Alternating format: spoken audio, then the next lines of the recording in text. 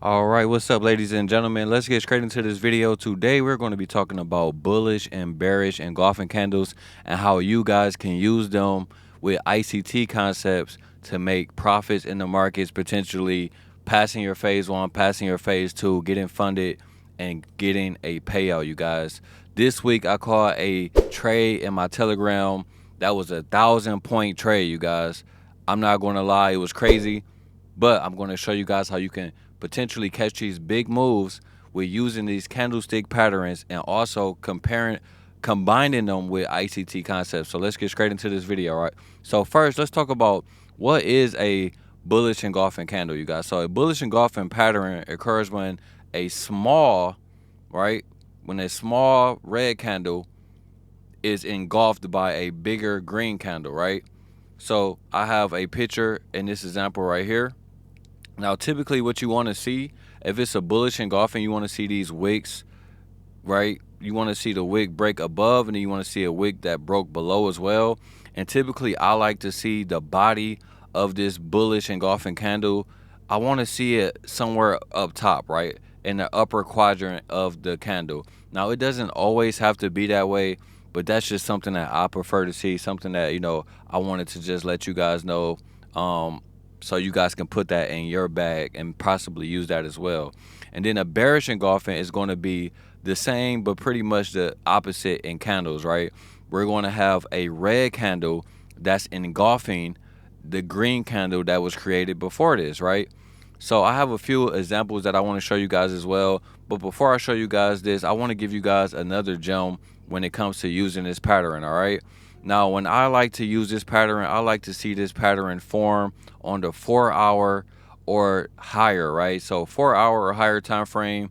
And you guys will notice when you go on your charts and find this on your charts, if you find it on like the 1 hour or the 15-minute, sometimes it works, sometimes it don't. The bigger the time frame, right, the better your odds are going to be. Now, I'm going to show you guys two different charts, right? I'm going to show you guys two different charts. This is a 4-hour chart that I have put up for you guys, right? And this was actually the trade that I called out. And some of you can probably spot it right off the rip. Some of you probably cannot spot it, right? But the bearish engulfing candle was right here on the 4-hour, right?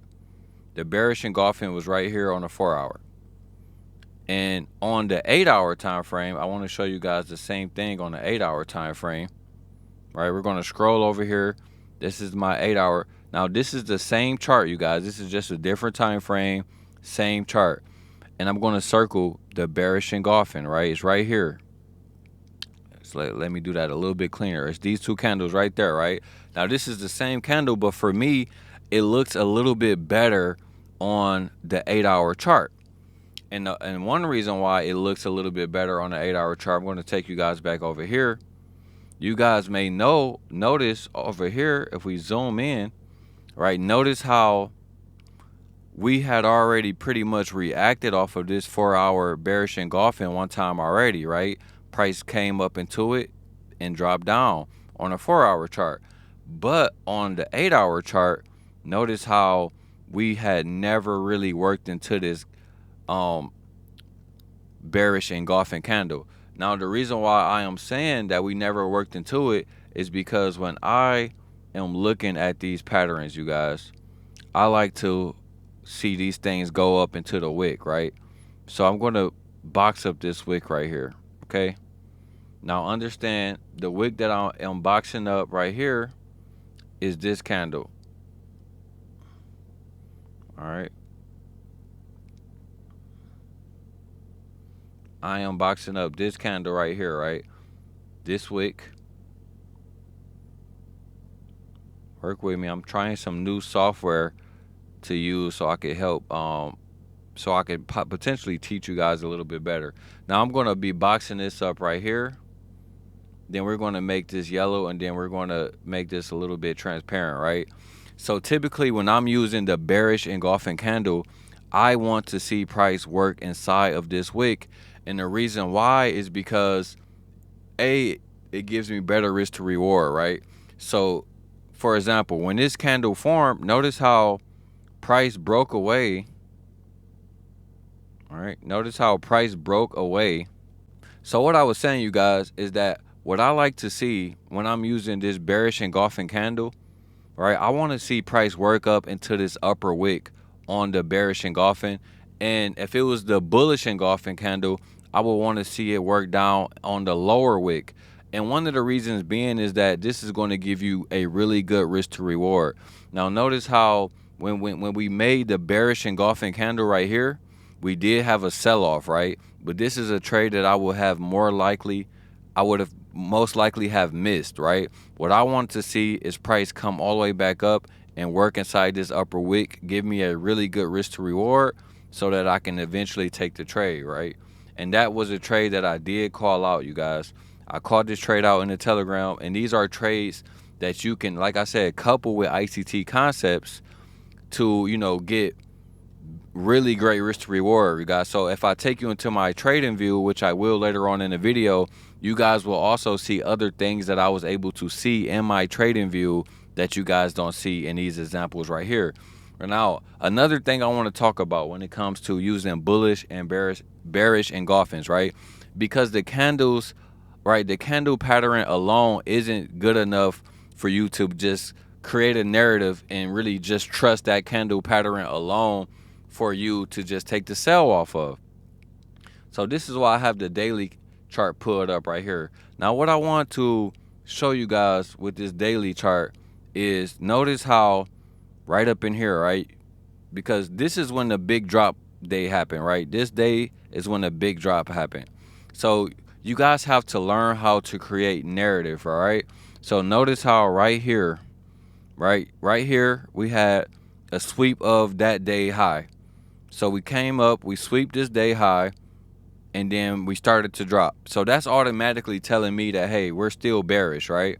Because we're making lower highs and lower lows, right? Notice how we have a high right here, we have a low, we have a lower high, we have, oh, I'm sorry, that's not a swing low. Well, this one right here is a swing low. Then we have a lower high right here, and then, right, so we're obviously downtrending, right? So what I want you guys to notice is when price comes up here and take out that daily high, notice how we go down, we sweep what? We sweep liquidity that was down here, okay? Then we also have liquidity over here, right? We also have this liquidity over here that we're looking to target. Remember, the big drop happened right here, so we haven't hit this liquidity yet, right? We have not hit this liquidity yet, but that is what we're targeting, right? So notice how when we come down here, we swept this liquidity, right? Swept this liquidity, right? When we came down here, and then we pulled all the way back up. Now notice when we pulled back up, we swept this liquidity over here, but we wasn't able to sweep this liquidity right there, you guys. All right, let me show you guys this again. When we came down here and swept this liquidity right here, we went all the way back up and swept this little bit of liquidity, but we wasn't able to get to this liquidity right here. This is the daily time frame, you guys. So the reason why that is going to be important is because that is another indicator that the market is getting ready to sell off, right? I mean, I could talk about a million different ways for you to look at this market, but I really just want to hone in on the lesson that I'm trying to give you right now with bullish and bearish fair value gaps, right? I mean, we could also look at this fair value gap using ICT concepts, right? This is a very strong signature right here. We have a fair value gap right in here. Now notice how price, right, on a daily time frame, we touched this fair value gap once, touched it twice. It don't even look like we was able to get to the midpoint, and then we touched it for a third time as well, right? So this is a really strong signature because when you're using fair value gaps, you typically want to see a body not close within that fair value gap. So if you're looking for the market to go down, you want to see it just wick in there. And even if the wick goes all the way above, you don't want to see a body close within this fair value gap. That is giving you a ton of information that, hey, the market is likely getting ready to drop off, right?